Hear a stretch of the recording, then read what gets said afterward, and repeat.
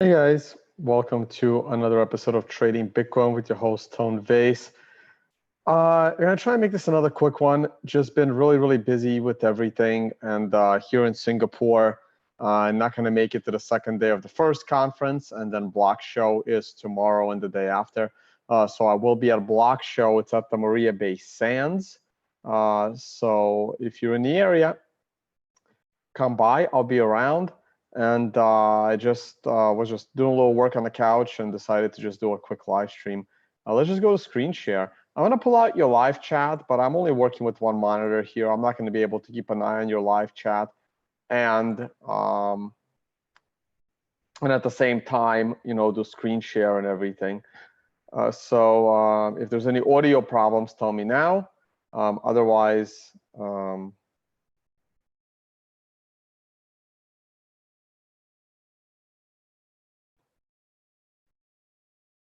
grow a beard. Yeah, maybe. I don't know.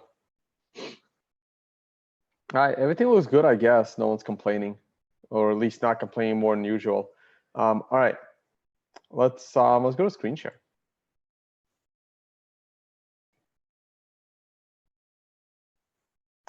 All right, guys. So the registrations for the poker tournament have actually, it was sold out. We added 5 more seats, so that's it. Sign up for 5 more seats, and we have about, I think we have about 50 people that have paid for the tournament.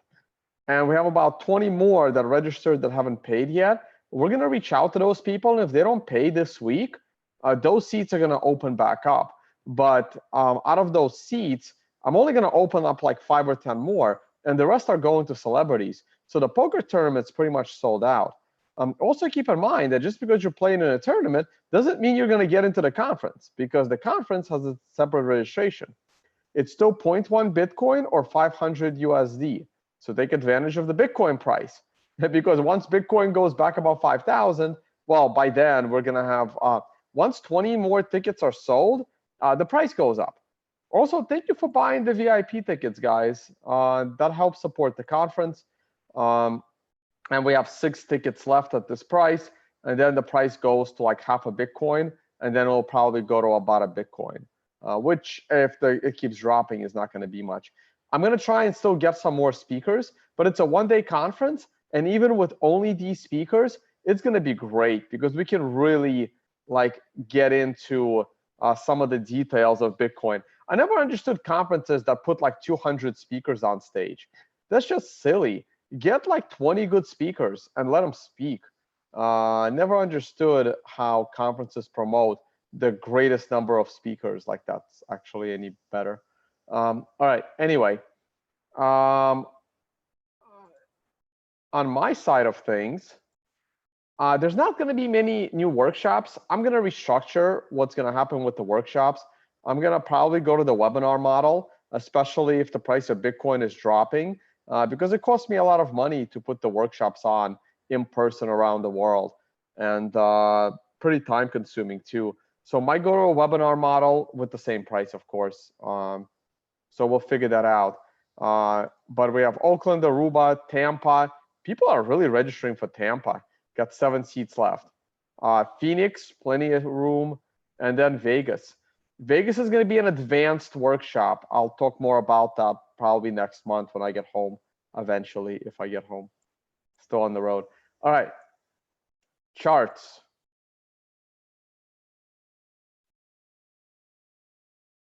Oh, affiliates. I'm not sure if they still have a sale. I really should tweet this out. Is the sale still on? Sale's still on. I wonder if it's the last day. Cyber Monday, I guess. 1 day left. 1 day left. I should probably tweet this out today. Yeah, please use my link if you're gonna sign up for TradingView. It helps. It's like the only way left to support my channel. All right, and if you're doing Cyber Monday, also maybe take off your ad blocker, click on one of these Amazon links, and do some shopping. All right, charts. Finally, charts. Close that. Here's the monthly chart. The month is coming to an end, guys, and it's ugly. It's a really ugly month. if the current month ends in this fashion, if we don't get a rebound going into the end of the month, I may have to consider the current month being closer to this month that ended the bear market versus the month that I thought this would be, and that's the October month. Because notice how the October month was able to fall and then pull back 50% of the price back to the upside. And the November month, the month after, back in 2014, was able to even give you a positive month, a nice green month. That doesn't seem to be happening. This was a complete annihilation of the price. Now, I saw it coming, but I didn't see it coming this badly. This crash in 1 month was bigger than people thought I was the biggest bear in the world on the price of Bitcoin. And even I didn't expect this, right?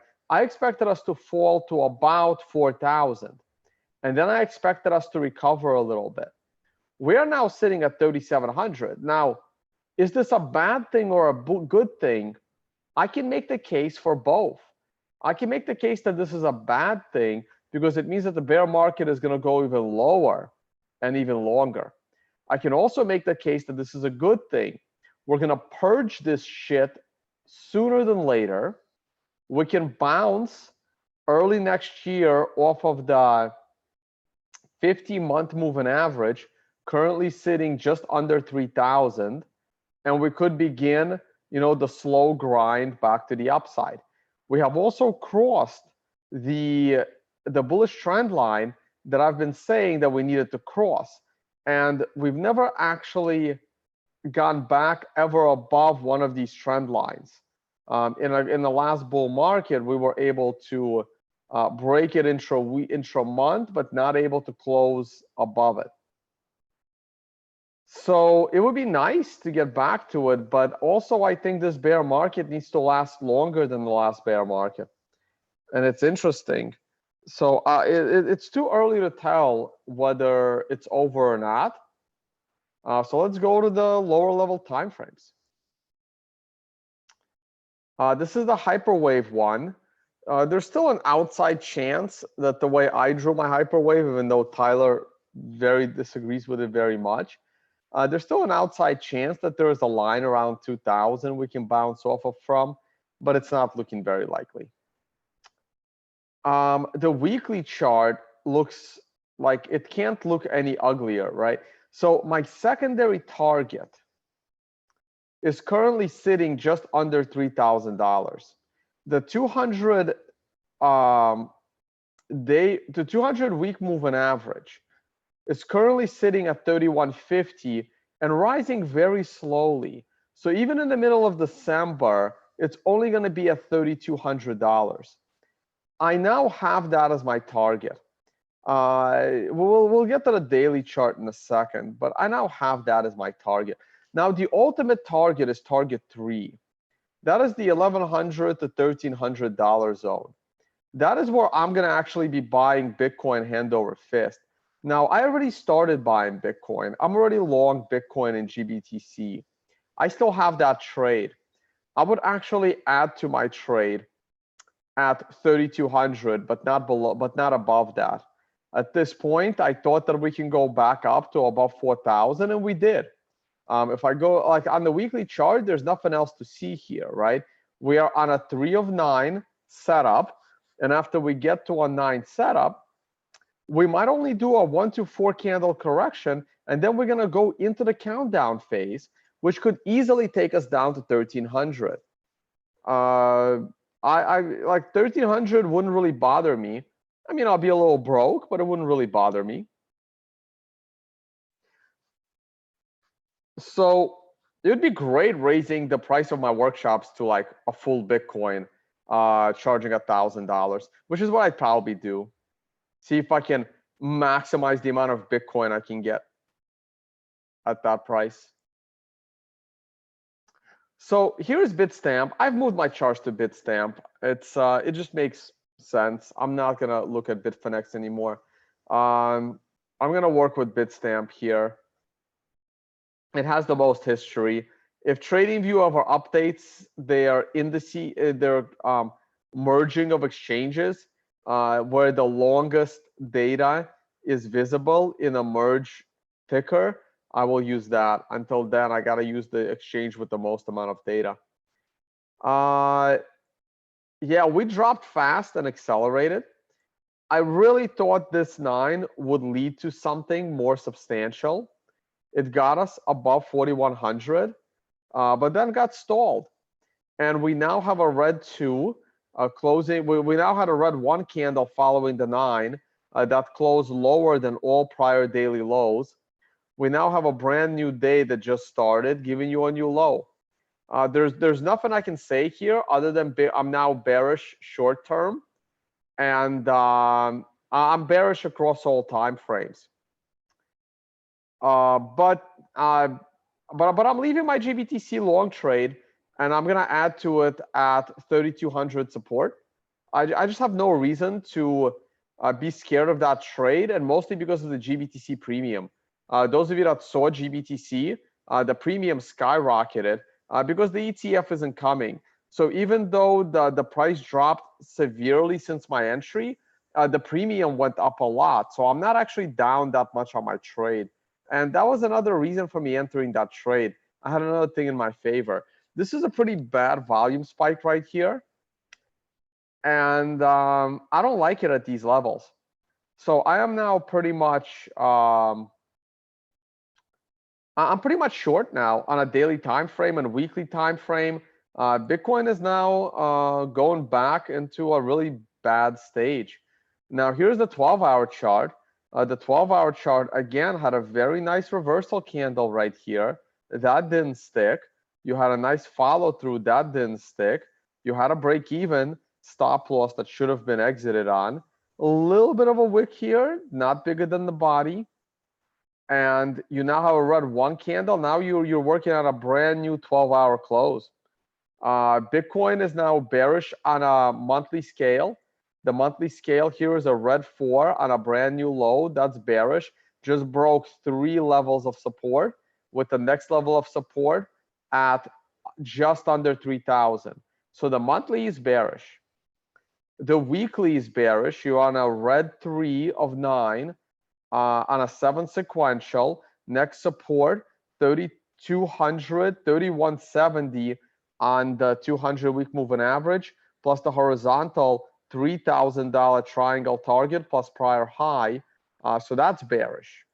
The daily on Bitstamp is bearish. You have a red 2 trading below the close of red 1, below the body of the 9 candle. Not really below the lows, but getting there. So the daily is bearish. The 12-hour is bearish. Again, you hit a 9. There was no follow through, a little bit of correction. So that one is bearish. Let's go to the 4-hour. The 4-hour is very bad, right? This is a classic correction back to the breakdown point. Sorry about that. Classic correction back to the breakdown point. Here is your support at 4,000, support at 4,000, break below 4,000, comes back, retests 4,000, is now going down. You are about to break prior closing supports on the 4-hour. This is a 5 of 9 sequential. This looks absolutely ugly. So the 4-hour is bearish. Here's the 1-hour. The 1-hour gave you some reasonable upswings. Like right here, you had a sequential 13 followed by a reversal candle on the hammer. Aggressive 13 led you to a little bit of upside. You had a 9 that closed on an ugly candle, followed by a big breakdown, sequential 13 that rebounded, got you to a 1 to 4 candle correction, and you've now entered the countdown phase. You're now on a countdown phase you're now on a countdown phase on the hourly, looking for a 13 with a red 2 sequential trading below a red 1 on the setup. So the 1-hour is bearish. Jesus Christ. Maybe the 10-minute will be bullish. Who the hell knows, right? Like there's no time frame I can see that is actually bullish. Here's the combo 13 at the low on a 10-minute chart. This was last night. You had a aggressive 13 didn't lead to much. A sequential 13 held it up. It's still holding it a bit, but it's still a red 6. So even like the 10-minute chart isn't looking good. Like there's no time frame that looks bullish to me. It's just like ugly as hell. So this is the shorts versus longs. Which one is the blue? The blue's the shorts. Now the shorts are rising. That's not a good sign. Now the shorts are rising, so there could be a short squeeze incoming. But right now, like every single time frame is just getting annihilated. So this is what you normally get when a price breaks down, and that makes sense. Now the shorts versus longs ratio is not really at the historic lows, but low enough. We are oversold here, but all the price action is pointing to lower lows. So there's nothing more I can say. Can we just stop looking at B trash at this point? I'm gonna close this. I really don't care anymore. The contract's gonna expire soon in December anyway. This is GBTC. So this is GBTC. I need to update. Like I have to redo the math. I don't know what the ratio should be, but this is GBTC versus what's my ticker here? I don't know what. It's Bitfinex ticker. I shouldn't use Bitfinex ticker. I need to change that. I need to go to Bitstamp across the board.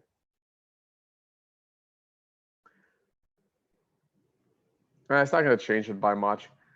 So like GBTC is holding up fairly well. So that means that the premium is doing really well as well.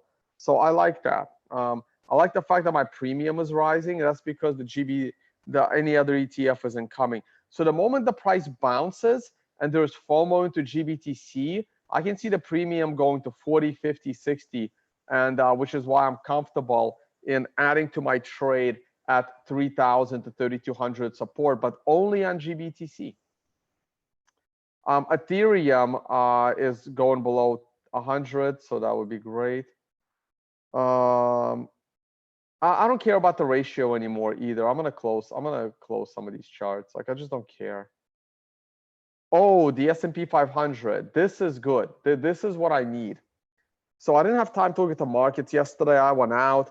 I saw a rootstock presentation. I'm always going back and forth whether rootstock is something. I'm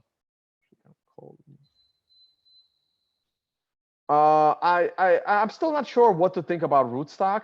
Saw Diego yesterday of rootstock. Watched the presentation over at the blockchain hub here in Singapore. I went to the meetup. Shout out to a few friends. Hugo, Sonia, shout out guys. Who else was there that I know? From Singapore. Coleman, thanks for coming down from KL. It was good. It was a really good meetup.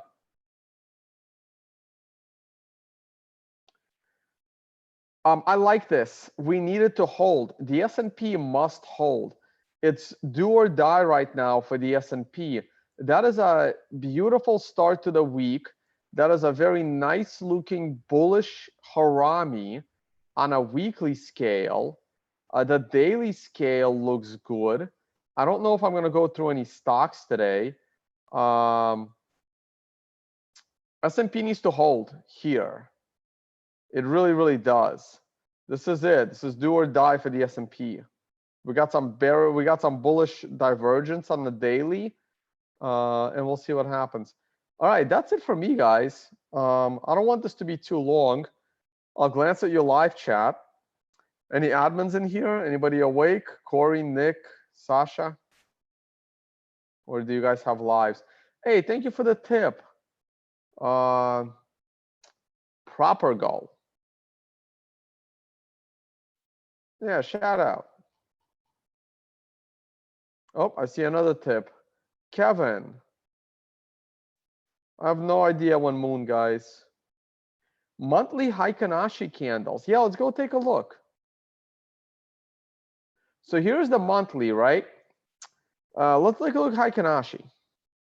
Not really an expert at Heikin-Ashi. Should probably read a little bit about it. Ooh, interesting. Very interesting. So the Heikin-Ashi monthly candles topped on a 9.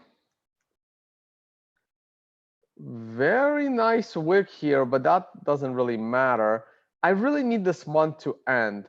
So Heikin-Ashi will give us a 9 at the low. You can see that the bear market ended on a 9 last time. And the bull market last time ended on a combo 13. But it was a combo 13 from this 9. It was a combo 13 from the 2011 9. It wasn't a combo 13 from this 9. At least I don't think it was. It couldn't have been. Yeah, it's not enough candles. Let me see here. Huh. I think we should have gotten the combo 13 a little bit earlier. Well, not necessarily. 13, 12. This was probably an 11. Oh, but then that's a 10, 9, 8, 7. That would have been a 6. Yeah. Yeah. These were 13s from the 2011 set, not the 2013 set. 2013 set never completed because this 9 knocked it out. And these combos are from these sets. So this combo 13, oops. This combo 13 is from the original 9. This aggressive 13 is from the original 9. Sequential 13 from the original 9. The combo 13 was from the 9 earlier. Interesting. Heikin-Ashi on monthly candles looks very interesting. Go back to hollow. It's Heikin-Ashi on the weekly candles that had that was looking really interesting as well. Oh, but if I do it that way, I can't. I have to switch to Heikin-Ashi first. So here are those Heikin-Ashi candles on a weekly scale.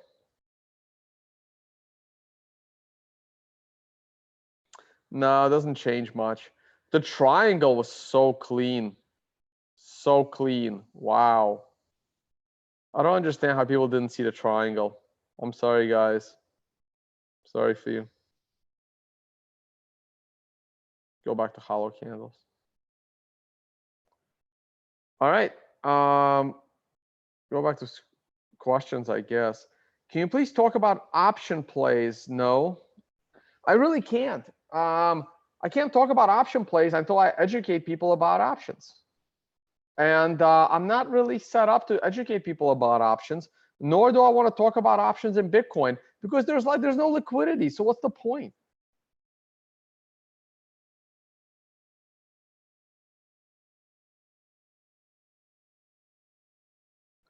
I just wanted to thank you for all the help you've given over the months and years. Thank you, Houston. Look at the S&P 500 first 50 versus the 200-day moving average approaching the depth cross. We are bouncing into it and a triangle. I guess I can. Amazon. Yeah, I wasn't going to look at stocks, but I guess we can look at Amazon. Let me see. Low chart. I'm not really reading the live chat anymore, guys. So like if you post something there, well, I won't see it. US equities watch list.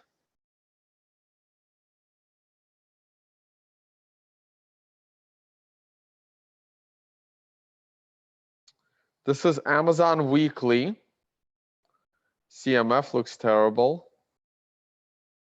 We can go to Amazon Daily and we can open up the, well, that is an Amazon, sorry, it's S&P 500. We can look at Amazon.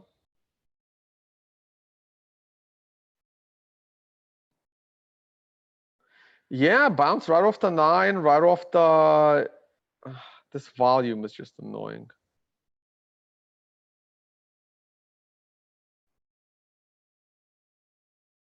Yeah, bounce right off the 9, nice and strong. Now, Amazon doesn't look good, continues to make lower highs and lower lows. It's just, a 1 to 4 candle correction and probably lower. I wouldn't put too much stock in Amazon right now. S&P 500 daily, the def cross. So I don't see us bouncing into the def cross.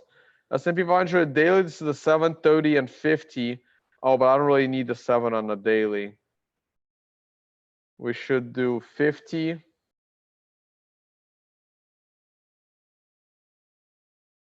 Or maybe 20, 50, 200, the traditional way. 20, 50, 200. Oh yeah, the def cross is coming between the 50 and the 200, and we're probably going to bounce right into it. Good point.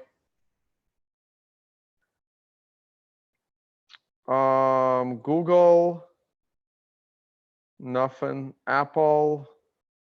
Ooh, nice. 9 followed by a reversal candle. If Apple trades above this reversal candle, that's a nice buy to me in a bear market, like just short-term reversal.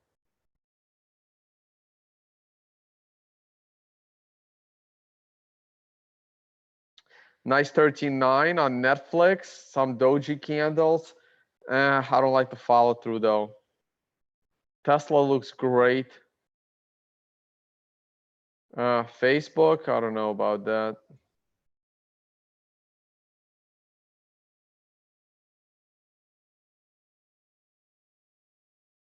I'd be a little careful.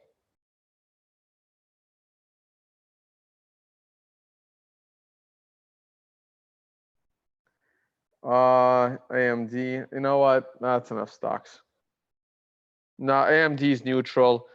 Nvidia looks a little bullish. I need follow through tomorrow. Ford looks good.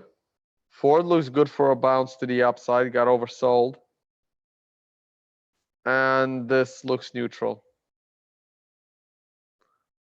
Oh, nice reversal candle, but on a 5 of 9 below the average, I wouldn't risk it.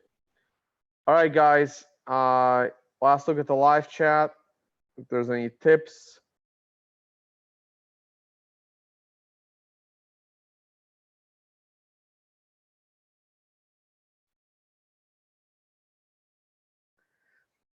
All right, guys. I'm gonna send out a new set of probabilities soon. I'm just waiting for a good chart. I'm gonna probably wait till the month that is over and then I'll do it. Someone is asking for TSG because it was right there.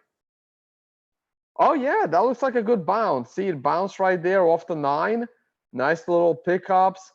It should be coming to an end soon, so I wouldn't put too much into it. I really should, since it's a stock, I really should set this to 20, 50, 200, 20, 50, 200. Oh yeah, we're above the 20. I say it's good till about 21 and then look for a 9. But all of it depends on follow through tomorrow in the market. All right, guys, it's 11:30. I think I kept this to 30 minutes, not like 10 minutes like last time, but 30 minutes is good enough. I think that's good. I have no guests today. My target for Bitcoin, 3,200 at this point. I am not. The Bitcoin charts look ugly across the board. Please rewatch the first 10 minutes of this video. And once again, hey, check out my website. Sign up for TradingView. One more day of a huge discount on their premium plans. And that's about it. And if you guys want to support my channel, the only option you really have at this point is by doing your Amazon shopping through my links. It's the only way you can now support. And other than that, please sign up for the conference. Come support me at the conference. And we have a few slots of poker left. And after that, I'm going to follow up with those that registered. If not, we'll open up a few more seats. The poker game is almost sold out. We sold a lot more poker, not a lot actually. We did sell more conference seats than poker seats. Playing in the poker game does not get you into the conference. Attending the conference does not get you into the poker game, right? They're independent registrations. And please check that out. Prices go up in 20 seats, and VIP 6 tickets left on that end. And workshop registration is separate. The carnivory registrations should be coming up soon. All right, guys, talk to you all on the next one. Let me stop screen share here. Goodbye from Singapore. I'm here 2 more days for the Block Show conference, and then I'm off to New Zealand. All right. See you all later.